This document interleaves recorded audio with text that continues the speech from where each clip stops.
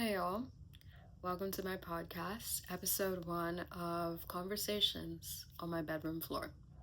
I am on my bedroom floor. I am your host, Rachel, and I'm gonna get right into it. Today's topic is gonna be about people can only meet you at the emotional capacity that they themselves are at. I'm gonna try and keep this brief. So, I have 1 to 3 stories to tell. I'm not sure if I'm gonna tell them all because a few of them are kind of painful. We'll just see how it goes. But I'll give a little bit more about this topic, what it means to me, whatever, how I came to it. And then I'll talk about the stories, and then I'll kind of unpack it, how I'm dealing with it in the here and the now. So, I have been going through a lot of transformation in every aspect of my being, but primarily mentally, emotionally, and spiritually. And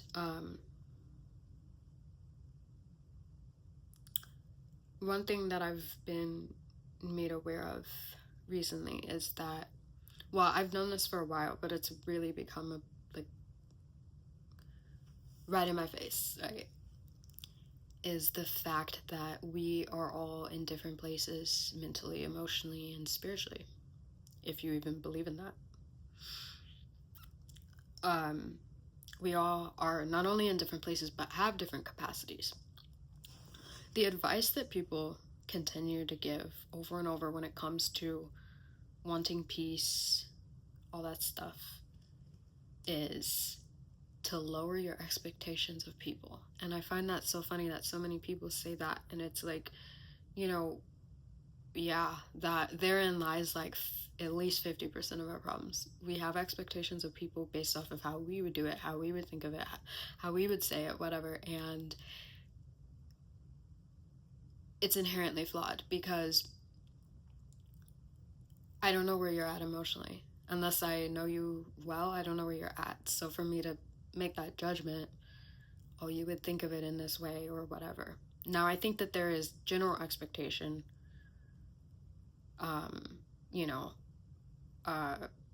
general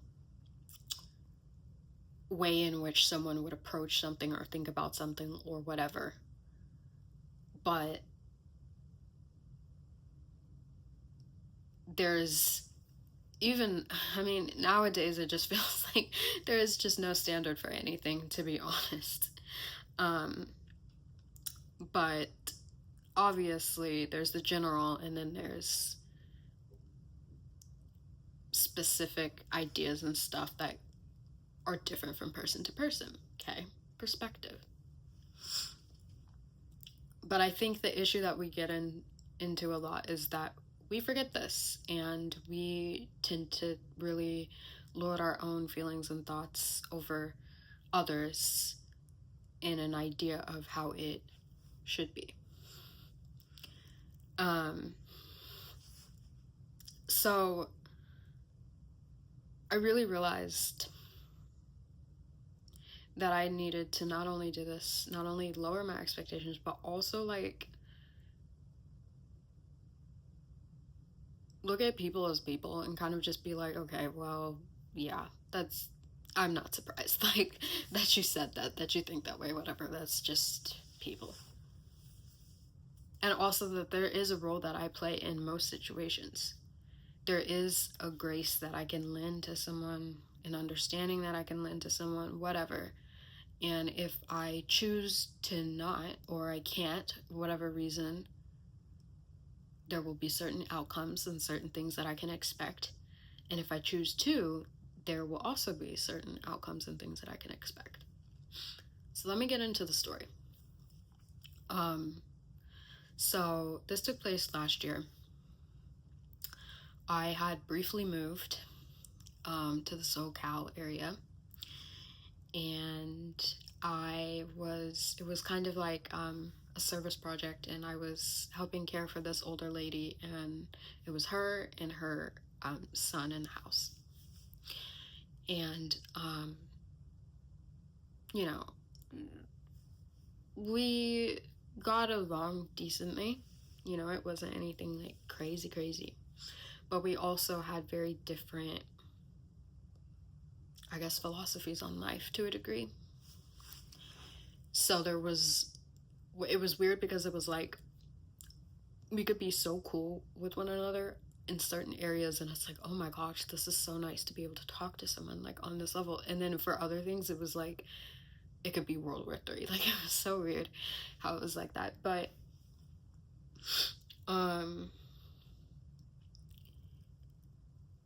this was a little bit after my first week there, or my first week, I can't remember. I had been having a bad day. And how my days typically went when I was there is I get up, and depending on how much I slept, I would either go back to sleep or I would just go downstairs and then start like doing stuff and greeting them and whatever. But this particular day, I was having a bad day. Like, I had been doing it like that for like basically the first week, but this day was different. And so I've been having a bad day. I was really having a hard time, like, mentally. And I found myself in the room that I was in till about 3 p.m.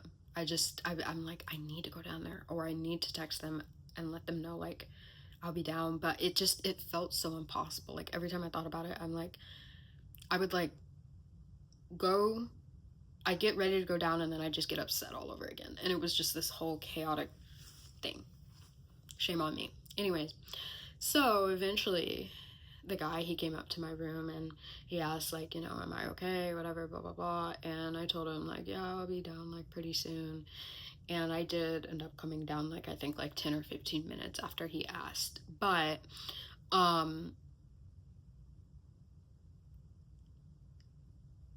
you know, and we went through the rest of the day, whatever. And how he approached me, he had said, like, you know, is there something you need to talk about? I thought, like, okay, like, he understands I was having an off day. That's what I thought.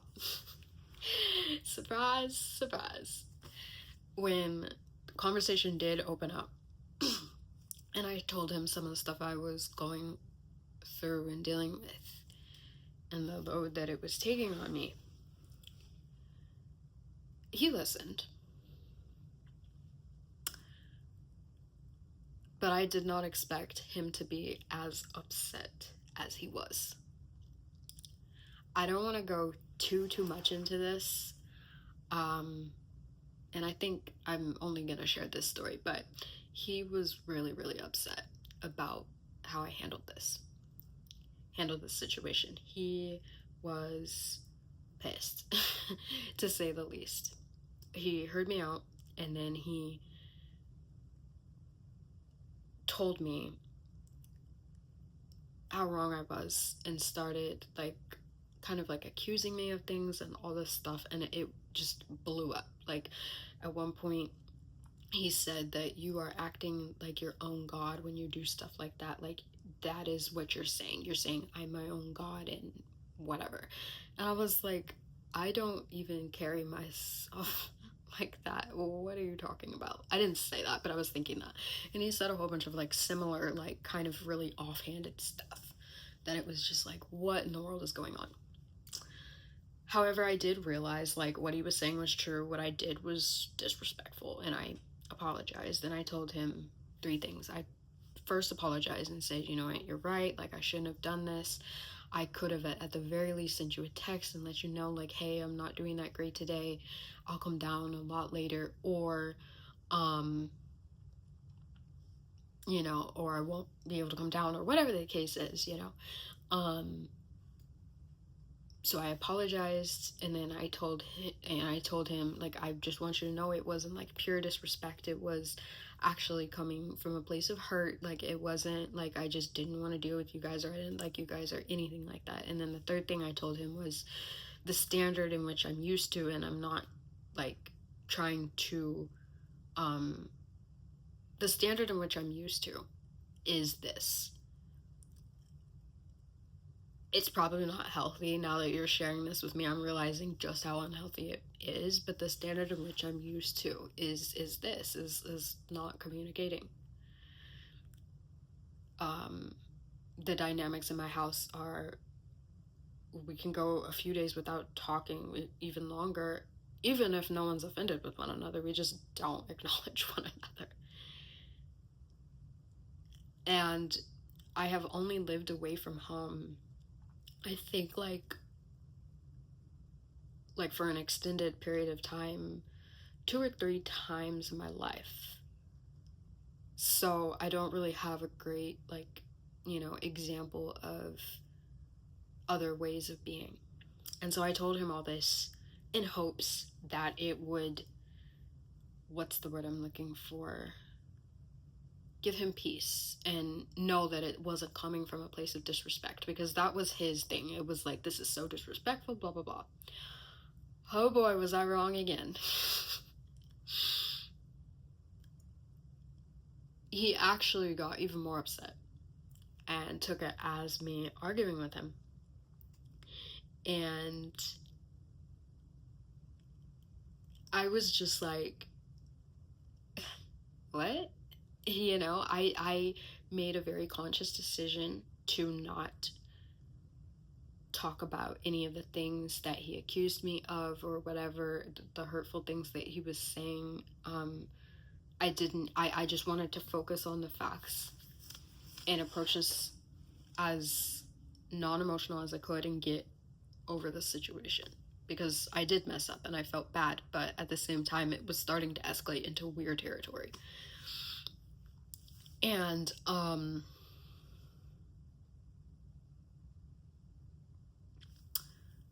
he took what I was saying as actually me trying to argue and escalate the situation, and I was like, no, I'm just trying to let you know where I'm at and the reasoning behind what I did.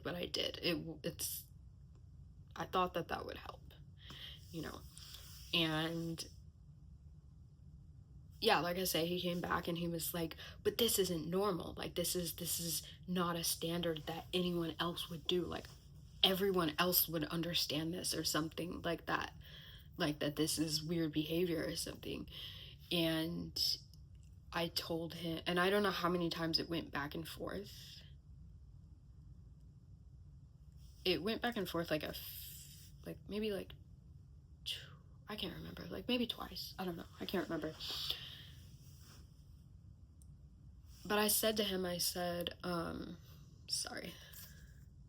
Yeah, I'm about to end this because my arm is killing me. Anyways, I told him, I understand where you're coming from, and I'm not at all saying that I was in the right here. I was in the wrong, and I apologize for that, and it won't happen again. It shouldn't have happened in the first place, and it won't happen again. But I need you to also know that this is the standard in which I am used to. I understand it's not your standard, probably not the norm, not healthy, but it's what I'm used to, and I don't know any better. Or I should say, I didn't say that, but well, I did say the part about the standard, but I didn't say that I don't know any better. But I was kind of alluding to the fact that this is so normal to me that even though it's not the best, I can see that it's clearly not a way to handle things. It's become like a habit for me. And in case I didn't make it clear, what I'm talking about is just not really communicating. So we could go, oh, I did explain, sorry, I did explain that, yeah, we can go some time without communicating or acknowledging one another, and we could be totally fine with each other. So imagine when things are not great. So it's been rough, and excuse me, and so I told him, you cannot hold me to a standard that I don't really know anything about. You just can't. I'm just supposed to somehow figure all this out on my own. I recognize the unhealthiness of this, but you're putting a standard on me that I have not even learned. or been challenged in, or whatever the case is. And eventually, after saying it like that, he did finally like understand, but it took a minute. It really took a minute. And I was just shocked because just as much as he saw it as just blatant disrespect, and it was inconceivable for him to understand why I wouldn't understand acting out in this way, it was equally mind-boggling for me to not understand how he couldn't see that not everybody, has the same standard of communication. So, after that conversation, I was really like, okay, I'm not feeling this anymore. But, you know, I'm like, whatever, he's going through a lot, like, with his mom. I'm just gonna, like, kind of let it go. And then eventually I moved back, and there was a lot of hurt after that. And that conversation really, like I say, it really went into some hurtful territory.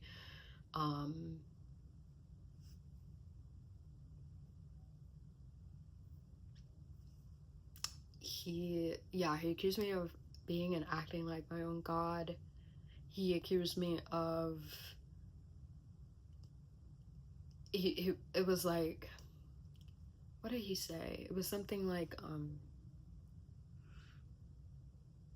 I don't know. It was a whole lot of stuff. It was just insane. And I'm like, how did you get, that is such a, that's like, why? Like, I can't even imagine thinking, like, the only person that I would ever accuse of something like that would be a narcissist.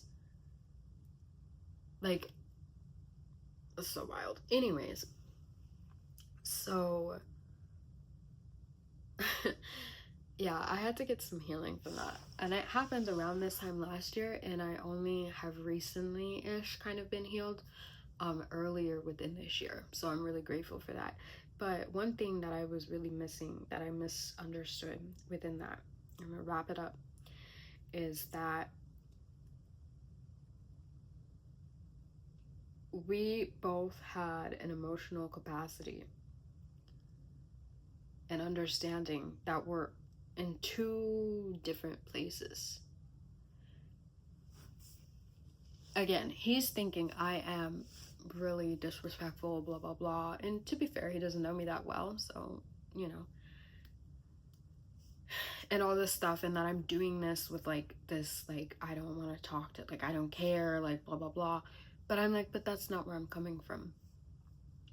And I equally had a hard time understanding why he couldn't understand that. But now I realized, okay, if you don't see things with a considerate view of where someone else is, what they're used to, how they grew up, whatever, it's going to be easy for you to say, it's this, it's that, blah, blah, blah. Which we have a whole lot of that going on in our society. And so part of my healing has been the realization that the capacities were skewed. The capacities were on two different playing fields, if that makes sense. Like, I could understand where he was coming from and how, like, I could do better and how I needed to do better, blah, blah, blah. He couldn't understand where I was coming from. It was just no way. Just,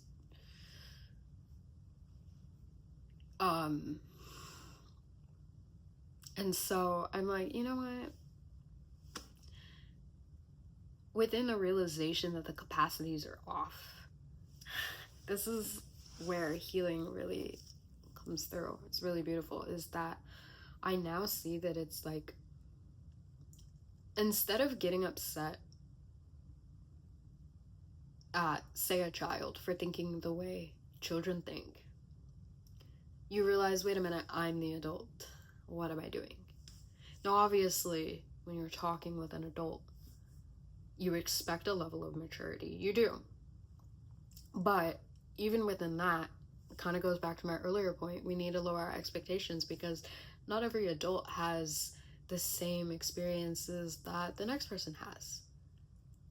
I think I'm going to talk about this in my next week's episode, but I've realized that emotionally, I have gotten,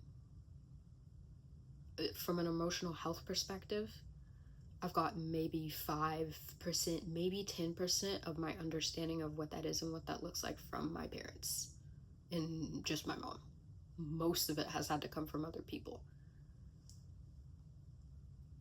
because it just wasn't there. So like, it's just like, oh Lord Jesus, ugh. It's